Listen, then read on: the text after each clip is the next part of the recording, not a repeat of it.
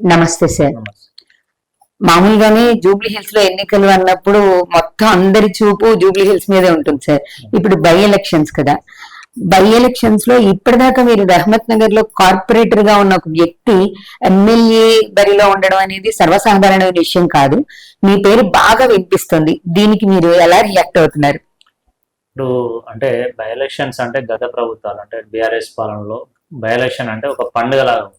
కానీ ఇప్పుడు అది పండుగ కాదు, బై ఎలక్షన్ అంటే ఒక బాధ్యతలాగా ముందుకెళ్తున్నాం.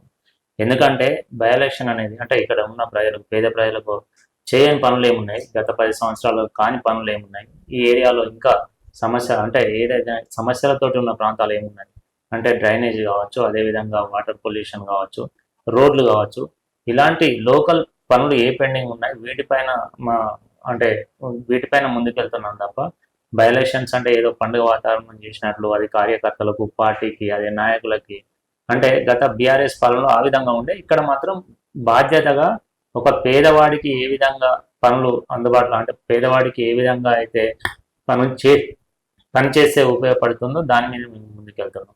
సరే, ఇప్పుడు మీరు 10 సంవత్సరాలుగా జరగని పనులు మేము ఈ సంవత్సరంన్నర కాలంలో చేసి చూపిస్తున్నాం అనేది చెప్తున్నారు.